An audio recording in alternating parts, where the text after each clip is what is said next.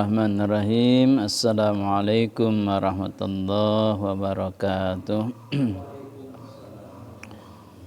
Alhamdulillahilladzi ja'ala as-salata tanha 'anil fahsya'i wal munkar.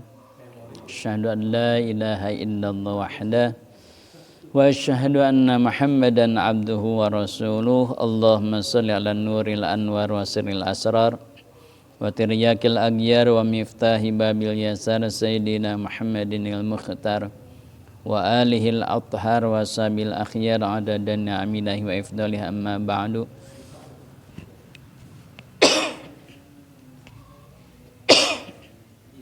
Faya ayyuhal hadirun usikum wa iyaya bitaqwallah faqad fazal muttaqun kama qala Allah fi Qur'anil azim. A'udzu billahi samii'il 'alim minasyaitonir rajim. Bismillahirrahmanirrahim. Wa aqimus salata wa atuz zakah al-ayah. Alhamdulillah tahaddus bi ni'mah. Puja, puji dan syukur kita panjatkan kepada Allah yang telah menjadikan salat untuk benteng bagi kita, perisai bagi kita, sehingga Allah menyebutkan inna sholata tanha 'anil fahsya'i wal munkar. Salat itu bisa mencegah fahsya dan munkar.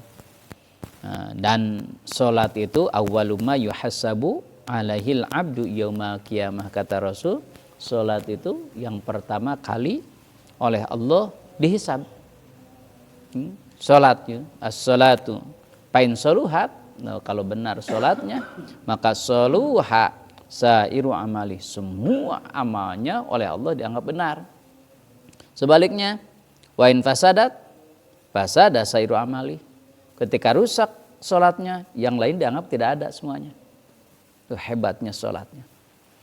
Salat, makanya salat itu digandengkan dengan beberapa hal yang mulia gitu. Salat sudah diistimewakan oleh Allah karena yang pertama dihisab adalah salat. Ketika salatnya benar, maka seluruh amalnya dianggap benar. Sebaliknya ketika salatnya fasadat, rusak, maka seluruh amalnya dianggap tidak ada. Nah, dalam Al-Quran salat itu disandingkan dengan amalan-amalan yang istimewa lainnya. Gitu.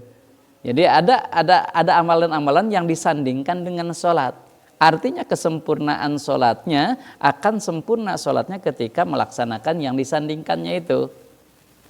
Ya, sebaliknya yang disandingkan itu tidak akan sempurna ketika tidak ada sholat.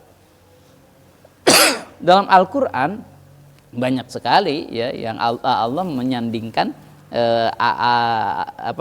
sholat dengan amalan-amalan yang lain gitu ya. Nah, dalam hadis itu Rasul Amri al-Islam. Yang pertama, pondasi pokoknya itu adalah Islam, keislaman. Jadi ketika kita tidak Islam, semuanya tidak akan manfaat. Gimana kalau dia tidak, misalkan tidak Islam kemudian berbuat baik, manfaat enggak? Mungkin manfaat, tetapi hanya di dunia saja dibalasnya oleh Allah. Di dunia mungkin dibalas oleh Allah dengan balasan dunia, tapi di akhirat tidak ada. Ya, kenapa? Karena pondasinya adalah Islam. Wa umuduhu as-shalah, dan pondasinya Islam, tihangnya adalah sholat. Ketika tihangnya kuat, maka Islam seseorang itu kuat. Itu. Wadir watu sanamihi al jihad fisabilillah. Kemudian puncaknya atapnya adalah jihad fisabilillah. Jadi jihad fisabilillah adalah puncaknya, adalah atapnya gitu. Puncak daripada semuanya adalah jihad gitu ya.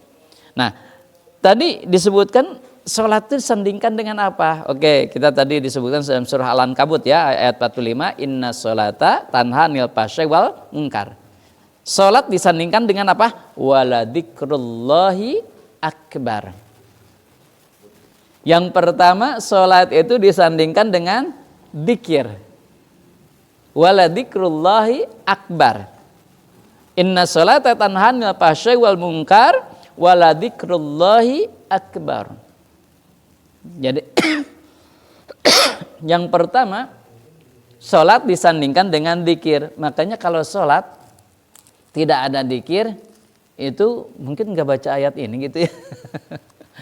Jadi ketika sholat itu harus ada dzikir. Artinya ketika kita dzikir harus ada sholat. Ketika sholat kita harus dzikir, dan setelah sholat adalah dzikir. Ya harus ada dzikir. Makanya kalau sempurna orang sholatnya itu sempurna, pasti senang terhadap dzikir, mengingat Allah. Nah, jadi cirinya gitu gampang ya. Cirinya satu, sholat disandingkan dengan dzikir. Maka kesempurnaan sholat ketika dia senang dzikir kepada Allah.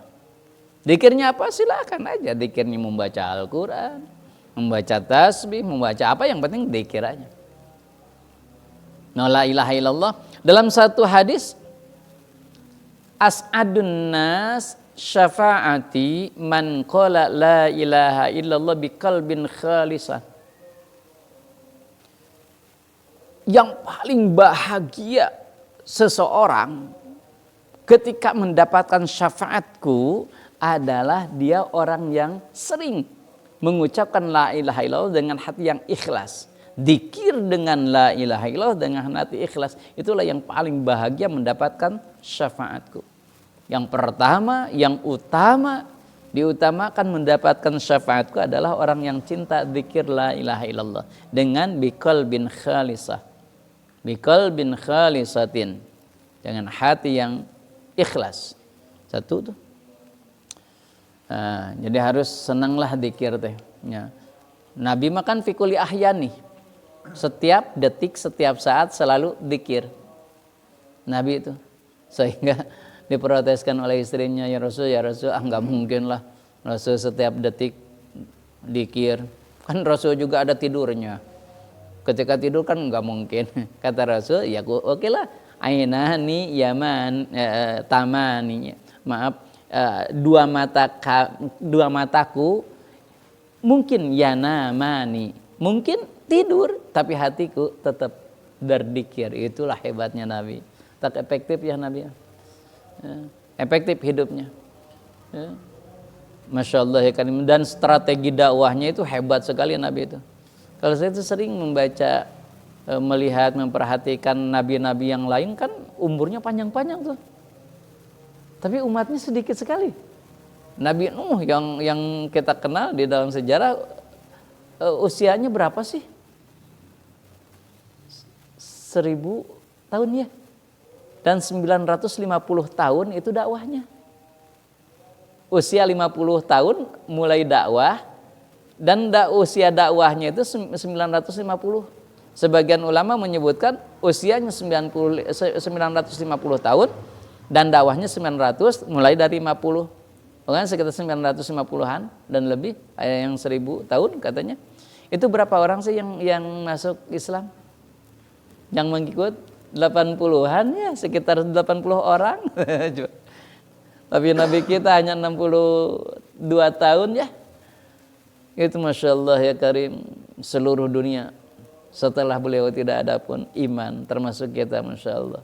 Itu hebat perjuangan beliau, strategi dakwahnya. Dengan apa? Lidzikri, mengingat Allah, dzikir kepada Allah ya. Yang kedua, salat itu disandingkan dengan zakat. Wa aqimus sholata wa atuz zakah. Surah Al-Baqarah ayat 11 ya. Wa aqimus sholah wa atuz zakah. Salat akan sempurna, salat kan hablum minallah. Akan sempurna ketika dia ada hablum minannasnya, yaitu dengan zakat. Kan ada seorang sahabat datang kepada Nabi, ya Rasul, aku punya tetangga seorang perempuan, wow hebat ibadahnya ya Rasul, sunnahnya Masya Allah, saum sunnahnya, sodakohnya, sholat sunnahnya, wah hebat pokoknya. Tetapi aneh ya Rasul. Apa anehnya? Kata Rasul, tetangganya nggak ada yang suka. Kata Rasul, wajib Apa ya Rasul? Wajibatin nar, wajib neraka gitu. Jadi ibadahnya bagus, hebat, sunahnya hebat, tapi jelek terhadap manusia, telak oleh surga, neraka. Tapi ya Rasul gimana kalau ada itu tetangganya juga? Itu mah ibadahnya biasa-biasa sajalah. Wajibnya mah iyalah, pasti wajibnya iyalah. Tapi sunahnya tuh ya sederhana lah gitu, kayak umumnya aja. Tapi orang-orang tuh senang ke dia. Gitu. Terus yang pertama itu kenapa nggak senang? Ini mulutnya suka menyakiti. Kalau yang barusan mulutnya bagus, kemudian sedekah, pokoknya bagus lah. Jadi disenangi. Kata Rasul wajibat. Yang kedua juga wajibat. Wajib ya Rasul? Iya. Ibadahnya cuma sedikit ya Rasul? Iya. Disenangi? Iya. Wajib gimana? Wajibatul jannah, wajib surga. Walaupun amal mahdhahnya sedikit, tapi amal sosialnya bagus, itu jaminan surga. Jadi artinya harus seimbang. Itulah agama Islam, keseimbangan antara hablum minallah dan hablum minannas. Makanya ketika disebutkan wa aqimus shalah, hablum minallah wa atuz zakah, tunaikan zakat. Gitu. Ya, jadi yang kedua itu disandingkan dengan zakat. Zakat itu sama dengan sedekah kalau sunahnya. Hibah kemarin yang kita bahas, ya. Atau hadiah, memuliakan tuh hadiah. Nabi itu enggak menerima sedekah tuh Nabi itu. Apalagi zakat. Sedekah enggak nerima. Sedekah itu kepada siapa kemarin? Ahwaj, kepada yang lebih butuh. Jadi kalau Nabi menerima itu yaitu hadiah kemuliaan, apresiasi kepada Nabi. Ada yang ngasih hadiah gitu. Sekian kan dari negeri Sabah itu ngasih perhiasan kepada Nabi lewat orang Yahudi. Kemudian oleh orang Yahudi itu ditilep sedikit sebagian emas berliannya.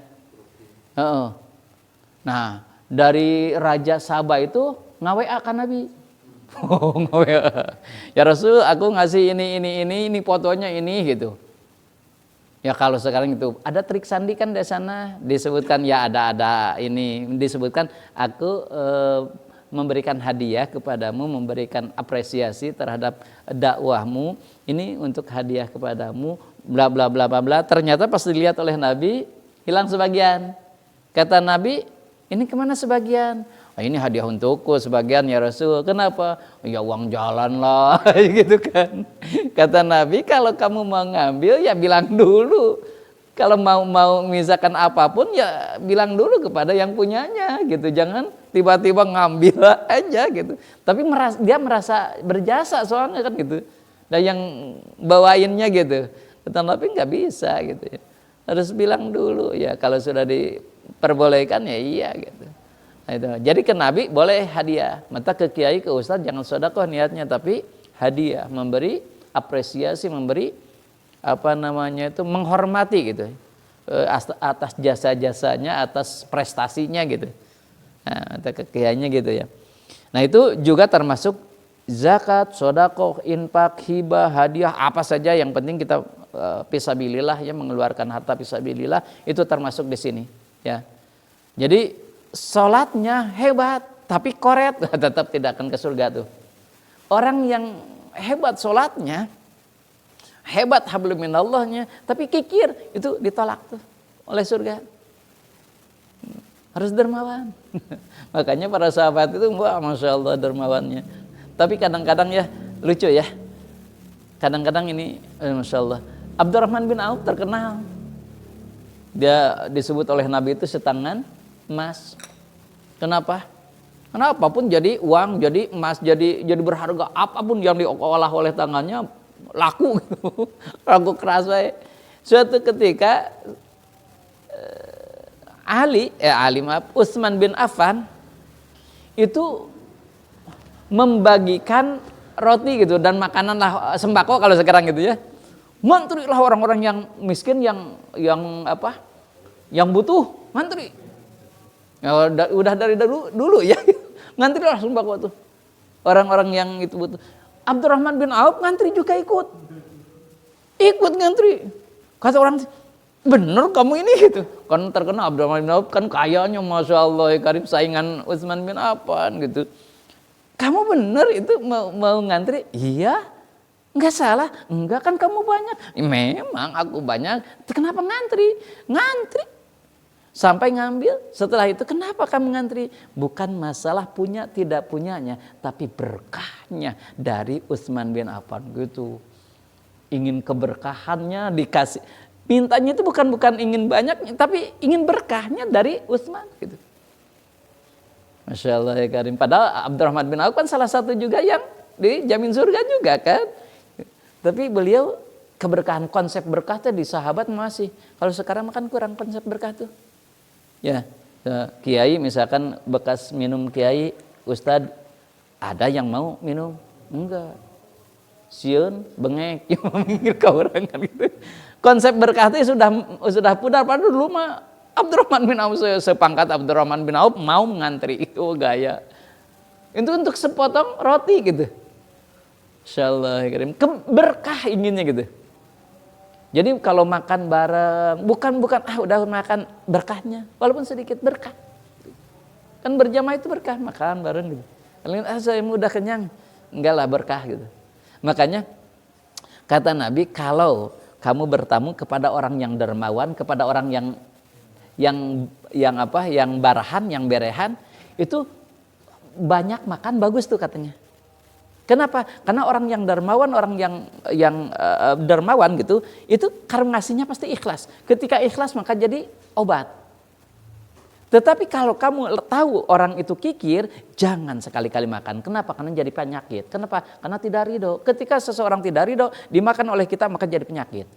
Gitu. Maka lihat dulu kurang, ya, dermawan koret tahu kita makan.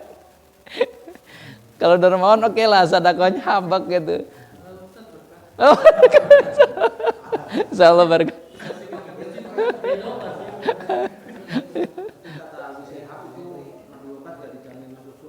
Siapa?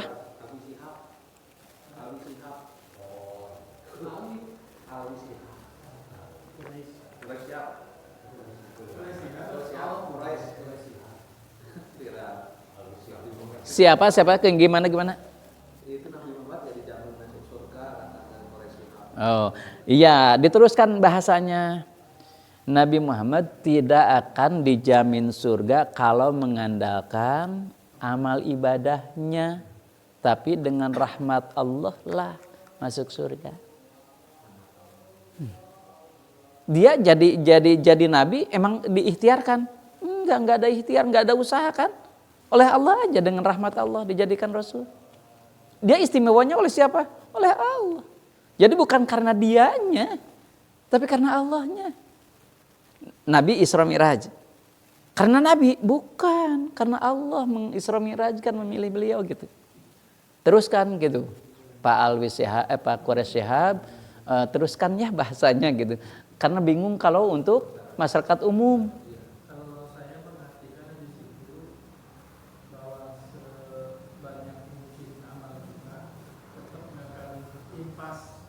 Dengan apa?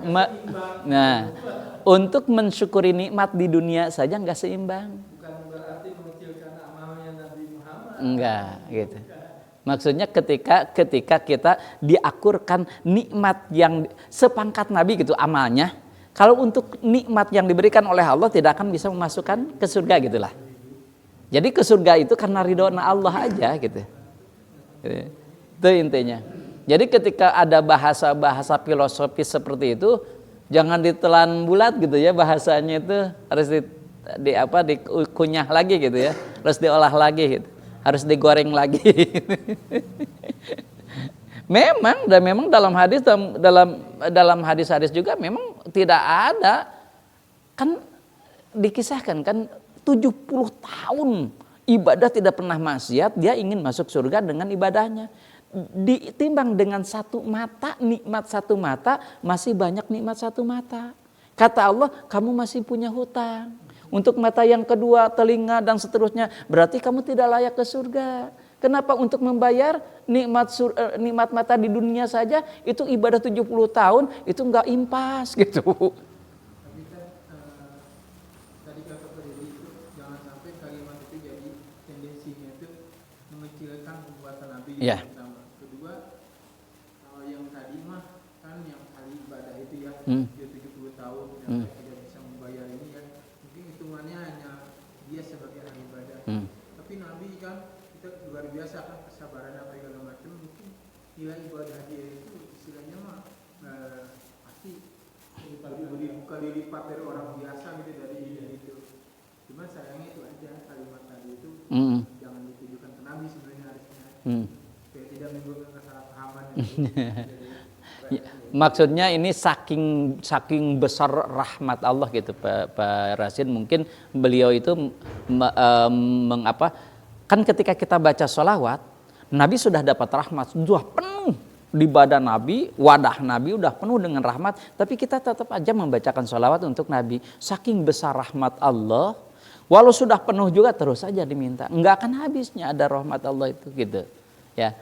Ya makanya nah inilah kenapa jarang sekali bahasan tauhid itu dibahas di tempat umum. Nah karena nggak mungkin tuntas dengan hanya dengan bahasa luar gitu. Harus dengan dalam sekali gitu ya. Bahasa tauhid seperti itu mah gitu. Makanya jarang sok yang dibahas di dalam ceramah-ceramah itu paling seneng itu akhlak. Karena akhlak itu menyeluruh, universal. Dan resep deh, pika serius, ndak kelakuan orang kan gitu. Nah kan yang laku mah yang resep, lamun teresep nanti. So kita menghargai kiai ustad itu diukurnya dengan apa? Dan ketenarannya. Ketika dia tenar, itu penghargaannya lebih besar. Sok tos kana TV ngahargaanna gitu gedenya. Beda jeung teu acan kana TV, hargana ge beda. Bukan solehnya di kita makan menghargainya gitu, bukan ilmunya yang tinggi, tapi tenar enggak gitu kan? Kan? Oh, cantenar. Nah, jadi waqimus shalah wa atuz zakah. Jadi harus seimbang antara apa? Antara hablum minallah dan hablum minannas. Nah, orang lain itu parasit masuk YouTube kenapa tenar? Karena bahasa judulnya tuh menarik parasit. Satu judulnya menarik, dua dipotong-potong untuk sajam langsung KB anu resep naik hungkul gitu. Dipotong-potong kan jadi TikTok anu resep kan manusia itu cenderung jenuh parasit. Jadi kalau TikTok mah kan 5 menit resep gitu. Itu biasanya. Misalkan nanti mah disekat-sekat aja. Tapi memang ada ini kan teknik jualannya di YouTube kita bayar sekian, langsung dapat sekian. Iya, bukan itu ya yang kita mah ya. Ini mah dakwah aja, menyebarkan kebaikan gitu ya. Nah, yang kedua itu sholat itu disandingkan dengan zakat, dengan sedekah, dengan infak gitu ya. Yang pertama tadi dengan zikir, sholat itu. Yang kedua dengan zakat. Yang ketiga dengan sabar. Wasta'inu bis-sabri was-shalah. Surah Al-Baqarah 45 tuh. Ya, ayat 45. Wasta'inu minta tolonglah dengan sabar dan sholat. Jadi orang yang sholatnya benar pasti sabar. Jadi kalau kita belum sabar, belum sholatnya dipertanyakan. Gitu. Kalau gitu wah masih aral-aralan, wah itu belum. Sholatnya masih. Ya. Gitu. Ya ibadah, jelas lah. Dan dalam kehidupan juga gitu, misalkan panas, sabar. Ya gitu. Ya. Sabar gitu ya. Sabar itu kan ada 3 ya. Satu, yang paling rendah itu sabar ketika mendapat musibah. Itu paling rendah pahalanya. Yang kedua, sabar dalam ibadah. Itu rada naik tingkatan pahalanya. Yang ketiga, sabar menahan tidak maksiat. Ada kesempatan untuk maksiat ditahan, itu sabar yang paling hebat. Ini udah ada kesempatan. Kayak siapa? Ini contohnya Nabi Yusuf lah gitu ya. Siti Julekha yang wah cantiknya gimana gitu, sudah di kamar dikunci sendiri, udah buka baju, tapi dia juga kan rasa manusianya ada.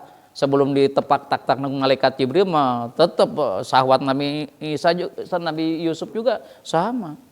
Hanya ditepak, kakar jatuhin. Tapi juga tetap manusia kena. Oh, orang cantik gitu, orang ya istri Perdana Menteri, istri Raja, Firul Aziz. Gitu.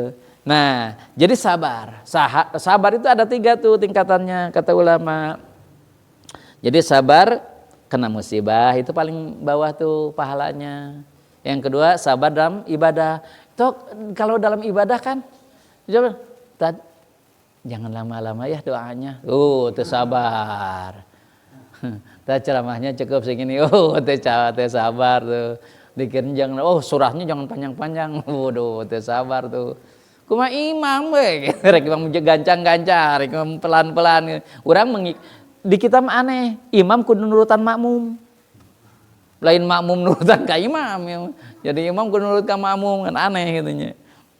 Nah, jadi wasta'inu bis-sabri was-salah, sabar. Memang wah Masya Allah ya Karim. Nah kenapa Nabi disebut ulul azmi yang hebatnya? Karena kesabarannya, karena ujiannya berat. Maka disebut ulul azmi. Nabi saja disebut ulul azmi itu yang sabarnya Masya Allah. Nabi kita itu prihatinnya. Usia 2 bulan di perutnya saja sudah tidak ada ayahnya. Bayangkan aja kalau tidak ada ayah. Sedangkan budaya di Arab itu wanita itu nggak bisa kerja. Dengan seorang ibu walaupun ya dia ada warisan ya tetap aja nggak ada seorang ayah mah. Setelah 5 mau menginjak 6 tahun ibunya meninggal, coba bayangkan. Itu dari kecil pun sudah diterpa dengan kesabaran gitu ya. Kenapa? Karena akan jadi orang yang hebat, orang yang di atas, pemimpin yang besar. Pasti ketika jadi pemimpin banyak cobaan, banyak ujian pasti. Kalau tidak digembleng dari awal gimana tuh? Kalau dimanja dari awal gimana coba? Makanya dari kecil sabar. Makanya Nabi kenapa sangat cinta kepada anak yatim? Karena merasakan siapa yang mengurus kafilul yatim, yang mengurus yatim hatain di surganya seperti gini kata Rasul. Dekat bersahabat denganku, tidak terpisahkan. Saking kenapa ngerasakan bagaimana ripuhna anak yatim, harus sabarnya anak yatim gitu. Makanya alhamdulillah ketika kita bisa mengurus anak yatim. 3 tuh. Yang keempat, fasholli li rabbika wanhar. Fasholli, salatlah kamu li rabbika kepada Tuhanmu, wanhar dan berkurban. Jadi yang keempat disandingkan dengan kurban. Jadi sholatnya walaupun sebagus apapun kalau tidak kurban, tanda tanya bener gak sholat makan gitu. Kalau nggak kurban bener tuh ya teh gitu. Jangan dekat-dekat sholatku kalau kamu tidak kurban, padahal kamu mampu. Itu kan ini disandingkan sholatnya bener gitu, saya tetap sholatnya gitu. Kok nggak mau kurban gitu? Fasholli li rabbika wanhar. Saya pernah ngobrol dengan profesor, hanya profesornya profesor filsafat ya. Profesornya filsafat kan, filsafat itu logika. Sebetulnya kalau menurut saya katanya gitu, kalau menurut saya itu daripada kurban, mendingan uang kurbannya dibelikan ke dagingnya. Coba kalau kurban itu sapi berapa tuh? Sapi itu berapa sekarang? 3 juta 3.800.000 itu kira-kira keluar dagingnya berapa per 3.800.000 4 juta teh? Beratnya 380-an. Hah? Berat totalnya 380-an. Per orang yang per orang. Per sapi. Oh berarti kalau per orangnya berapa tuh? Hah? 12 kiloan ya? Oke. Kalau 3.800.000 dibelikan daging sapi berapa kilo?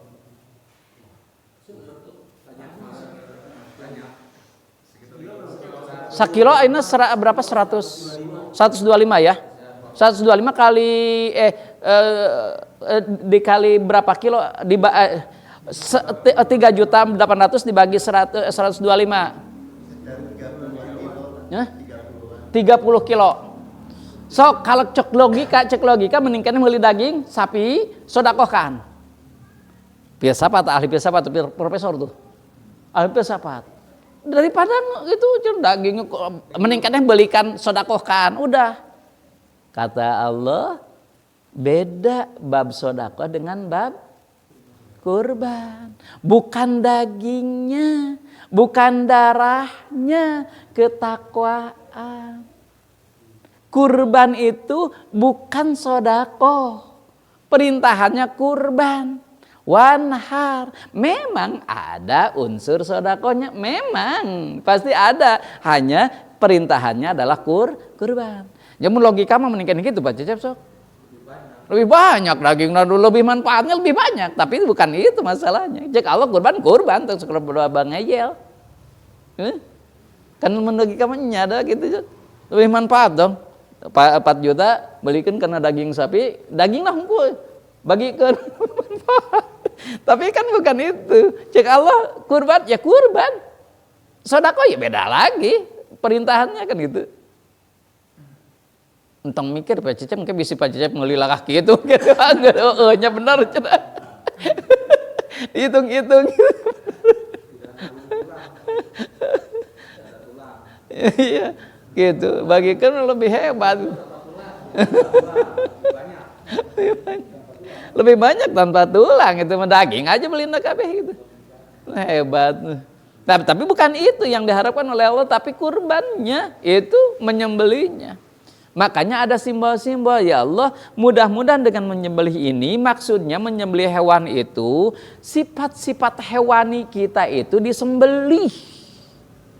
Kelihatan sembelihannya, sifat hewani kitanya sok sembelih, matikan didinya.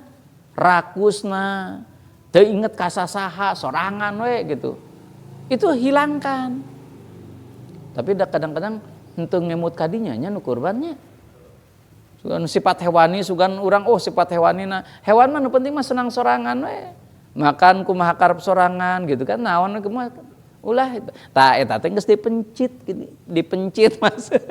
Dipencit, sembelih udah tah sifat hewani teh gitu. Tinggalkeun geus dipencit mah.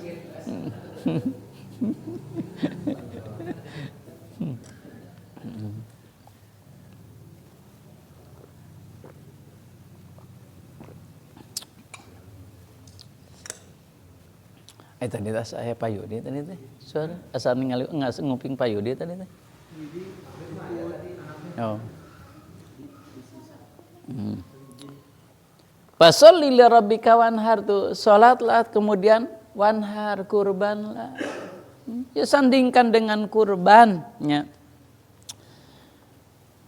Nah kemudian disandingkan dengan apa? Qad aflahal mu'minun. Bahagia sukseslah orang yang mukmin. Siapa? Yang pertama disebutkan apa? Alladzina hum fi shalatihim khashi'un. Jadi yang sholatnya khusyuk itu disandingkan dengan kebahagiaan. Jadi kalau kita enggak bahagia, mungkin coba-coba dikoreksi sholatnya. Gitu. Khusyuk enggak sholatnya gitu. Menjaga enggak sholatnya gitu. Kalau kita tidak menjaga sholatnya susah. Gitu. Nah, kalau khusyuk itu kemarin udah kita bahas khusyuk itu apa tuh? Lupa deunya loh. Khusyuk itu naon? Kacau.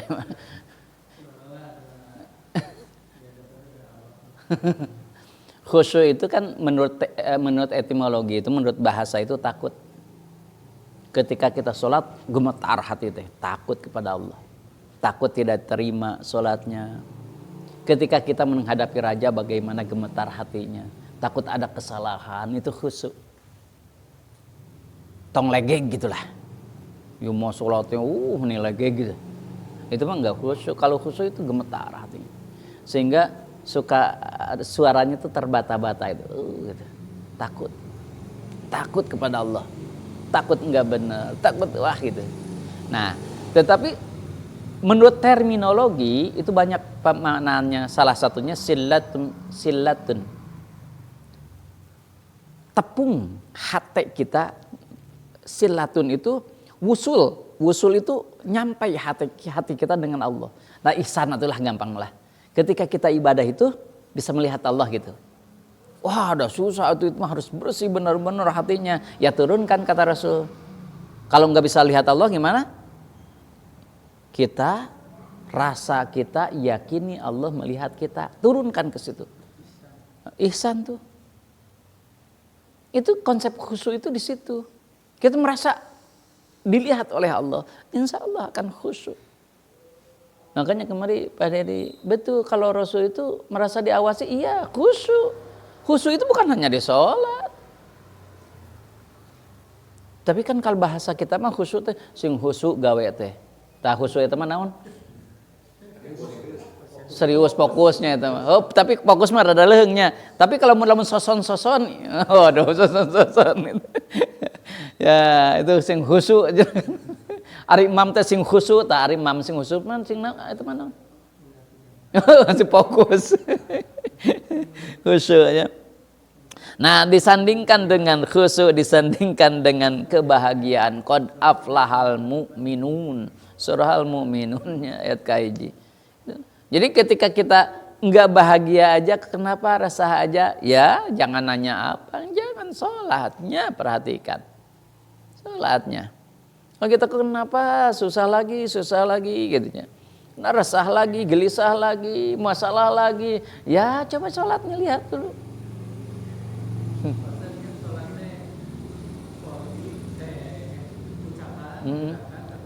Iya.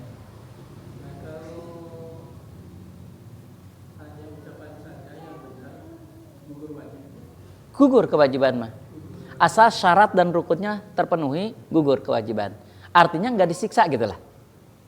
Maksud saya itu duanya. Ya. Ucapan sama gerakan. Pergerakan, ya. Udah gugur kewajiban mah udah gitu. Nggak perlu diganti. Enggak perlu. Walaupun nggak khusyuk. Iya betul. Nah, kecuali pendapat Imam Hanafi. Kalau Imam Hanafi itu syarat sah sholat. Khusyuk itu, hati itu. Imam Hanafi itu. Jadi kalau enggak khusyuk, ulang lagi dong. Enggak sah sholatnya. Khusyuknya 1 rakaat, ulang 1 rakaat. Oh enggak, ya semuanya kan jadi batal. Kadang-kadang kan kita khusyuk, kadang-kadang enggak. Kadang-kadang rakaat pertama mau benar ya, keduanya enggak khusyuk. Ganti rakaat itu. Enggak, seluruhnya aja. Makanya berat gitu. Makanya beratnya di situ kalau dalam hal ibadah. Ya. Makanya wajar kalau yang lain ringan. Kalau Imam Hanafi itu untuk dohir itu ringan kan? Untuk cara wudunya ringan, pembatalan wudunya ringan. Kenapa? Karena beratnya di sholatnya, hatinya harus nyampe gitu. Ya, kalau Imam Syafi'i lebih layak dengan seperti kita gitu. Sah sholat mah hanya tuh menang pahala unggul tuh sah gitu. Soalnya mah sah hanya dapat pahala jadi 0 gitu. Kalau tadi mah minus kan, kalau minus harus diganti, dianggap can sholat gitu. Gitu. Itulah apa kelembutannya Imam Syafi'i. Apalun komen di akhir zaman. Hese usul total pastinya.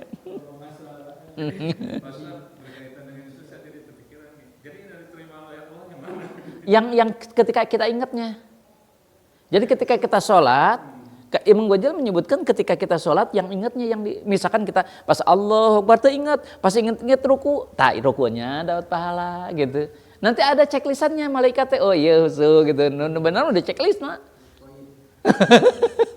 Makanya kata Imam Ghazali lupa cepet ingatkan lagi, lupa cepet ingatkan. Kan orang kadang-kadang sholatnya loba edan eling kan. Ngan lolobana edan. Kageredan buru-buru elingkeun. Jadi kalau bisa dikaitkan dengan imam Hanafi tadi, artinya kalau harus benar-benar menghadirkan hati ya dalam sholat, artinya yang lain nggak diterima kalau menurut Imam Hanafi ketika salah. Iya. Agak sulit makanya. Sulit sekali itu. Makanya jarang ada di kita mah, apalagi susah tuh kalau mau itu sama Imam Hanafi itu ya memang berat-berat sih. Gitu ya. Tapi itu juga kalau imam yang itu syarat kesempurnaan sholat gitu. Ada. Jadi banyak ya tafsir memang enggak gitu. Hanya kalau di sini kan yang akan mendapatkan bahagia sejakan kan bahagia di sini kan enggak disebutkan dunia akhirat. Mau di dunia mau di akhirat dia akan bahagia kalau khusyuk. Kan udah gitu, udah jelas. Qad aflahal mu'minun alladzina hum fi sholatihim khashi'un. Udah jelas. Dia yang akan bahagia baik di dunia maupun di akhirat ya yang khusyuk. Ya bagaimana dia mau bahagia di dunianya kalau tidak khusyuk, apalagi di akhirat nggak akan tidak khusyuk kan nggak akan didapat gitu. Makanya harus bagaimana? Hafidhu ala sholawati, jagalah sholat. Kalau sholatnya sudah dijaga, insya Allah yang lain dianggap benar. Jadi gini, kalau sholatnya benar ya, kan tadi ya, idza saluhat, ketika sholatnya benar, saluha sairu amali, maka seluruh amalnya dianggap benar. Misalnya gini, ini ada catatan, sholat diperiksanya kan yang awalu yuhasabu itu yang awalnya dihisab sholat. Sholatnya benar, pas dilihat, malaikat coba hajinya ada nggak? Ada, udah benar-benar nggak usah diperiksa lagi. Saumnya ada, udah benar gitu, nggak usah dilihat di syarat rukunnya gimana, nggak benar kabeh gitu. Ngajinya osok lah, benar-benar kembali nunutan kayak gitu kan. Lamun sholatnya benar gitu. Nggak dilihat lagi gimana, dianggap benar aja semuanya gitu. Tapi kalau ada, coba lihat puasanya ada nggak ada, benar dianggap benar tuh bisa ada monyon dianggap benar.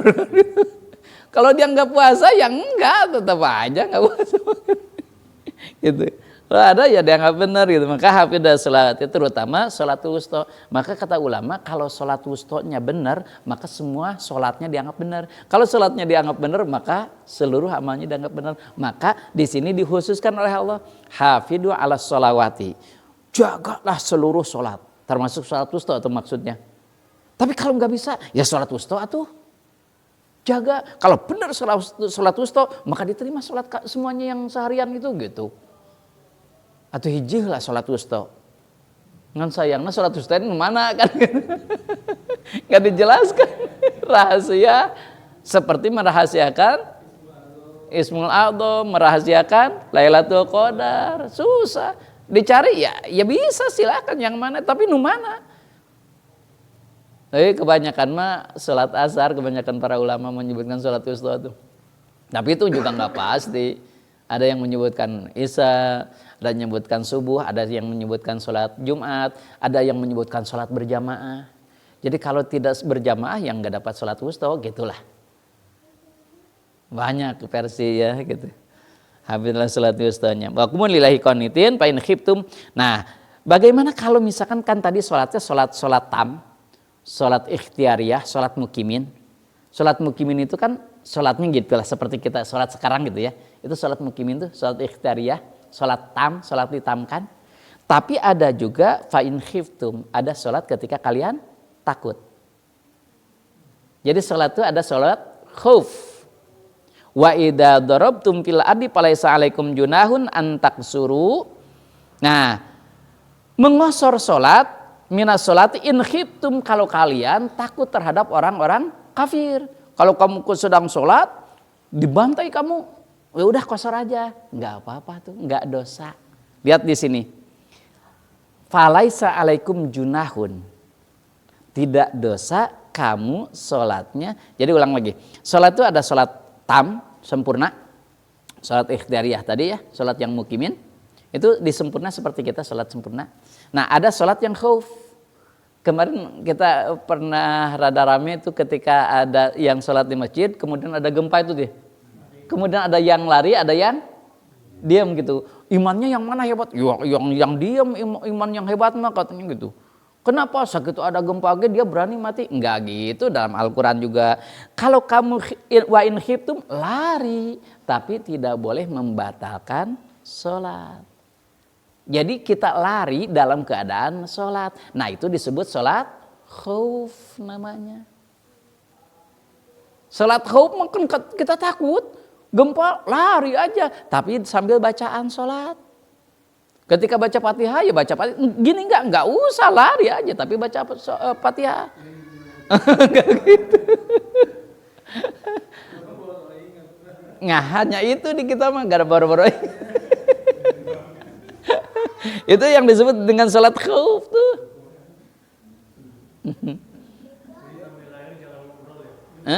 Jangan ngobrol. Bisa gini kan gue lompat lu. Oh, hari itu gempana lila mah teuing atuh urang itu nyaho bari niat itu mah teu kaci.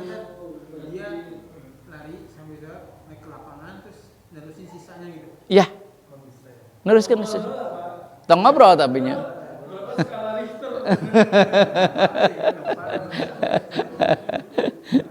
Lari aja kan itu larinya kan kemana ya kemana aja ada aya lawangna kan gitu atuh meureun teu madhab kiblat apaan keur salat khauf lain salat ham bukan salat yang disempurnakan ya namanya salat khauf ya kemana aja jalan Nggak diteruskan kan gerakannya, diam aja dulu gitu. ya bacaannya mah diteruskan mah tapi kalau pas ruku kemudian kita seharusnya udah ruku nih tapi masih belum aman, ya lari aja dulu. Pas sudah aman baru teruskan ruku. Gitu. Itu dosa besar tuh kalau membatalkan secara sengaja sholat. Saking pentingnya sholat ketika bencana apapun, ketika khauf jangan dibatalkan. Udah mah ya cucunguk astagfirullahaladzim melompat gitunya. Wow, semas tuh. Iya sama kebakaran gitu. Kebakaran gimana ya harus nyabur.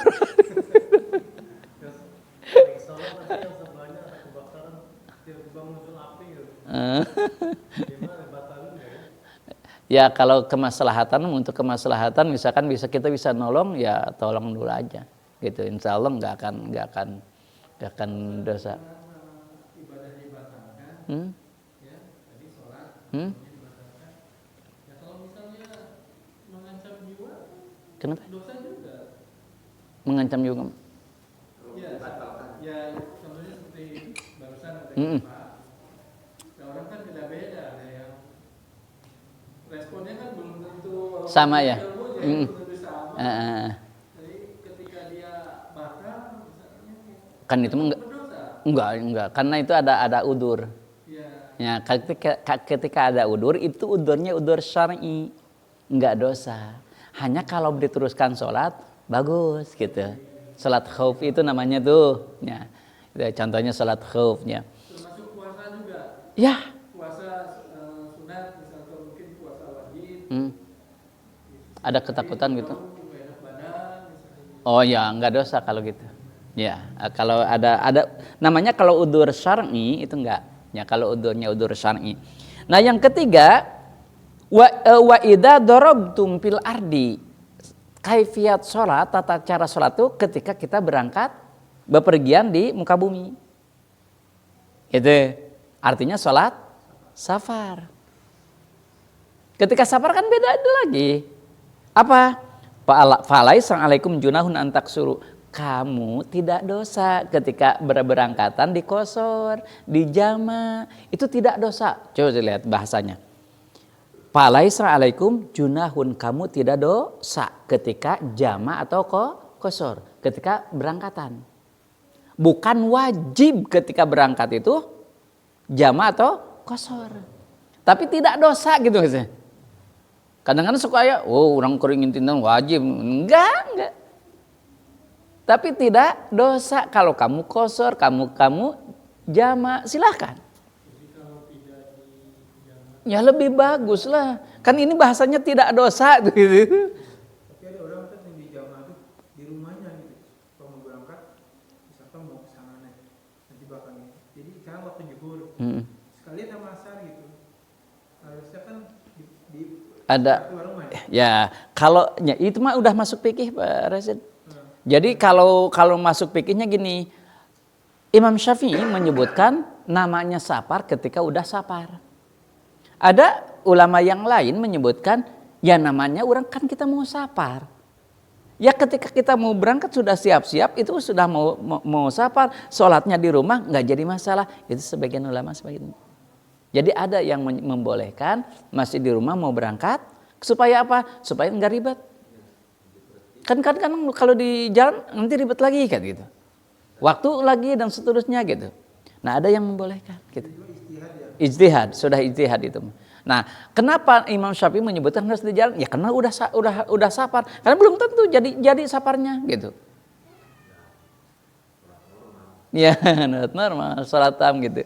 Jadi itu boleh ada dua pendapat sih pasti kalau sudah masuk fikih, masuk pemahaman pasti. Ya memang kan dalam hadisnya ketika kalian safar, gimana kalau masih di perjalanan? Tapi kalau waktu zaman Nabi memang sudah di perjalanan rata-rata. Coba lihat di hadisnya, memang sudah di perjalanan. Tapi kan kita sekarang beda dengan dulu kondisinya, kan dulu itu pakai onta, kuda dan seterusnya. Sekarang kan pakai pesawat susah tuh misalkan. Ya udah di rumah aja, ya silakan tergantung kondisi aja. Itu fleksibel karena sudah pemahaman kesananya. Pemahaman tentang sholatnya. Nah, yang keempat, sholat itu ada sholat marid, sholat sakit. Beda kaifiatnya ketika sakit gitu. Tata caranya kan beda. Tergantung sakitnya juga kan gitu. Jadi sholat itu ada 4 tuh ya, berarti macamnya sholat tuh. Ada sholat yang tam, yang sempurna seperti biasa kita, ikhtiariyah, sesuai dengan ikhtiar kita. Yang kedua sholat khauf, yang ketiga sholat safar, itu beda tuh ya sholatnya, ya kaifiatnya, tata caranya. Yang keempat sholat marid, sakit, beda juga. Bisa berbaring ya berbaring, saya mau bisa duduk ya duduk, silakan, itu sholat marid gitu. Hanya tadi kita kembali kepada tema utama, sholat itu sangat penting. Tetapi pentingnya sholat itu disandingkan dengan keistimewaan yang lain. Artinya yang disandingkan dengan sholat, karena sholat sudah diistimewakan, yang tadi yang 5 ya, yang 5 itu berarti amalan yang diagungkan oleh Allah. Apa dzikir keistimewaannya? Kan dzikir itu Allah sudah menyebutkan banyak sekali dzikirnya. Ala bidzikrillah tatma'inul qulub. Ingatlah dengan dzikir kamu akan tenang hatinya. Dan satu-satunya ibadah di akhirat yang sisa apa? Hanya dzikir. Salat nggak ada lagi. Ngaji sebenarnya nggak ada. Yang ada di akhirat tuh hanya dzikir, hanya memuji kepada Allah, hanya dzikir subhanallah. Ya dzikir aja. Nggak ada amal yang lain, nggak ada. Masih diamalkan gitu nanti di akhiratnya. Ya, memuji Allah. Mual aya deui puasa mah semua. Ngaji deui capek-capek ge moang ya. Ya? Oh enggak, itu mah bersyukur aja. Iya. Iya. Tapi bukan pahala lagi, nanti mau saking alhamdulillah ya Allah, makasih ya Allah, makasih. Subhanallah gitu. Nyaan itu mah hati bener dengan hati gitu. Kanyahuan gitu. Iya gitu. Pas lihat oh masya Allah subhanallah gitu. Jangan kan lihat Allah, jangan kan lihat makanan yang hebat, lihat Ka'bah saja kan mas gimana. Oh subhanallah doa, ya Allah kan gitu. Hatinya gimana? Menyebutkan subhanallah beda dengan subhanallah di dia mas. Pas itu mas subhanallah gitu. Berbunga-bunga gitu. Itu beda. Oh. Oh gitu. Biasa ninggalin amanah.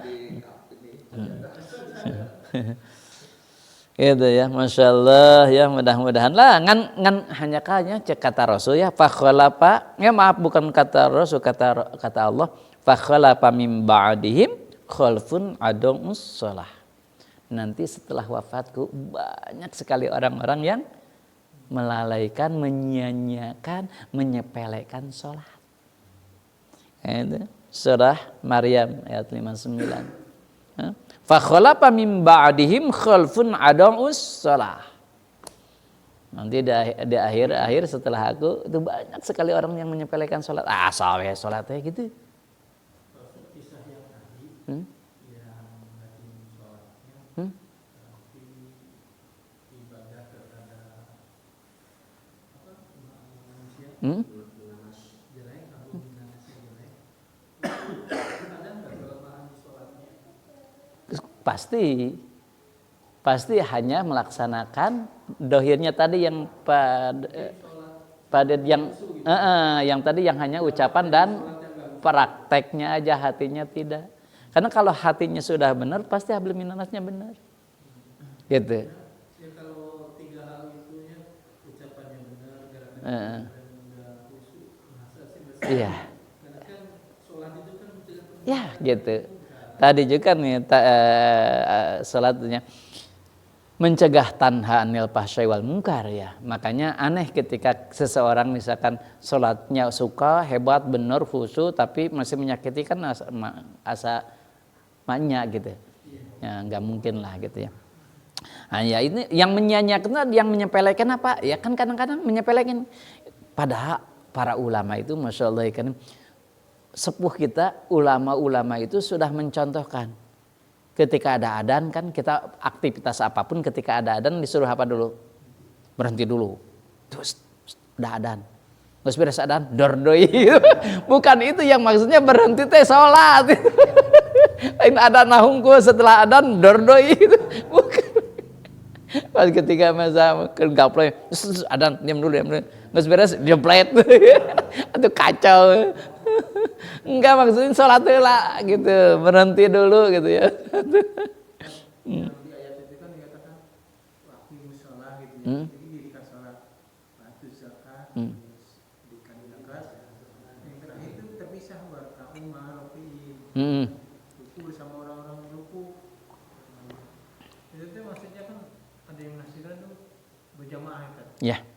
Nah itu jadi kalau lihat tendensi ayat itu, ini warka'u ma'rofi'in ada kewajiban atau terpisah antara ini aktivis sholat ini mah dua yang berbeda atau memang ini harus satu gitu. Makanya ada pendapat gitu. Kenapa sholat berjamaah itu ada yang menyebutkan fardu ain, ada yang menyebutkan fardu kifayah, ada yang disebutkan sunat muakkad. Itu pemahaman di situ, Rasid. Jadi kalau gini wa aqimu, lihat kan jamaah di situ. Sholatlah kalian. Jarang ketika perintahan sholat itu sendiri, jarang. Aqimis sholah lidzikri, tabaru itu. Sholatlah kamu sendiri lidzikri, untuk mengingatku, ya, gitu. Tapi kebanyakan ketika perintah wa aqimu, mu itu kan jamaah taksir, jamaah muannats salim tuh. Wa aqimu, sholatlah kalian. Di sana itu sholatlah kalian, ketika kalian kan berarti berjamaah. Makanya ada yang menyebutkan fardu ain, tidak sah. Gitu. Maka warka'u ma'arraki'in, rukulah beserta orang-orang yang ruku. Kenapa sering ruku dan sujud itu dikhususkan? Karena ulama menyebutkan jelas, ketika rukunya benar, ketika sujudnya benar, insya Allah khusyuk benar. Gitu. Intinya di situ, ruku dan sujud. Ketika rukunya dan sujudnya tidak benar, oh udahlah, udah kelihatan gitu. Makanya kenapa dikhususkan ruku dan sujud. Nah, selain nanti di akhir zaman setelah aku tidak ada, kata Rasul, selain dia menyepelekan sholat, wattaba'us syahwat, kebanyakan itu mengikuti syahwat. Nah, sebetulnya tapi yang paling ngeri katanya mengikuti syahwat tapi bernaung kepada agama. Aku mah ya, kalau tidak, kan kalau sunnah itu harus dilestarikan oleh kita. Kalau kita tidak berani untuk nikah 2, 3, 4, gimana? Itu sunnah. Apakah iya karena sunnah atau karena nafsu? Gitu kan? Itu harus tanya dulu gitu. Apakah karena nafsu atau karena benar? Gitu. Oh, saya makan kerja juga. Ini kan untuk ibadah. Memang kalau sudah punya uang, memang dijadikan untuk ibadah? Enggak, kebanyakan untuk nafsu, udah punya uang bang gitu. Kan itu dipakai naungan gitu. Wattaba'us syahwat. Fasaufa yalquna ghayya. Nah, yang ketiganya kebanyakan mereka itu tersesat, terjerumus kepada tipu daya setan. Syaitan itu gururo, menipu. Nah, banyak orang yang tertipu dengan setan. Itulah karakteristik nanti di akhir zaman. Banyak di sini ya, disebutnya banyak menyia-nyiakan sholat, menyepelekan sholat, mengikuti syahwat, tersesat gitu. Maka pawailul lil musallin kan, nu sholat aja udah neraka ya, celaka ya. Pawailul lil musallin alladzina hum an salatihim sahun, yang lalai, yang lupa dalam sholatnya. Nu lalai itu kan celaka, Mas. Fawailul lil musallin, nu sholat wae geus celaka. Bukan gini tuh, nu sholat wae geus celaka berarti meningkatnya tong sholat sarua itu celaka kene. Salah penafsirannya. Nu sholat aja sudah celaka kalau dia lalai. Nah, kalau tidak khusyuknya. Nah, tadi sahun teh an sholatim sahun. Kadang-kadang kan kita masuknya jangan orang lain kita ya. Itu ya teh sebarokaat gitu. Nah, gitu. Itu teh bacaan teh tadi teh macan teu gitu. Lalai di sini terkhusyuk ya. Ya, tapi kalau cari pengen dekat ke cilaka, lalai di sini tidak sholat. Ya. Aduh, Masya Allah ya karimnya. Ya. Sempat pikir gini tadi. Oh. Kita bisa istighfar itu ya. Ternyata bukan hanya kita istighfar itu dosa kita. Iya, sholat aja. Kita berbuat dosa gitu kan. Harusnya usul kita teh kadang-kadang ingat maksiat, ingat istilahnya mah sesuatu yang kita lihat itu yang dilarang. Iya. Ingat menggibah orang. Di salat aja kita udah dosa. Iya, gitu. Iya, kadang-kadang kan tadi disebutnya lalai itu gini, salah satunya kita kan munafik gitu. Munafik itu lain di mulut, lain di hati, lain di gerakan. Kita kan menyebutkan wajjahtu wajhiya lilladzi, aku hadapkan hatiku, aku hadapkan wajahku kepadamu gitu. Udah jelas kan? Tapi bener tuh cek Allah kan gitu. Udah nggak bohong deui wae ka Gusti Allah. Kita cek urang teh Allahu Akbar, Allah Maha Besar, tapi lah kador ingatkan naon bohong teh Allah teh. Engko Allah yang Maha Besar geningan yang lain justru lebih besar. Di pikiranmu yang lain lebih besar daripada aku kan gitu. Katanya Allahu Akbar katanya. Lo kador ka mana-mana gitu. Allah itu paling benci ketika kita sholat itu dua perkara tuh. Satu ingat lawan jenis, yang kedua ingat dunia. Paling benci Allah tuh ketika sholat tuh. Mata setan tuh ingetanna teh nu kitu we. Pintarna setan. Allah tuh paling gak senang tuh kalau kita itu ketika sholat ingat lawan jenis, ingat dunia. Wah, terasa pun Allah. Makanya, ya Allah nggak seneng aja gitu.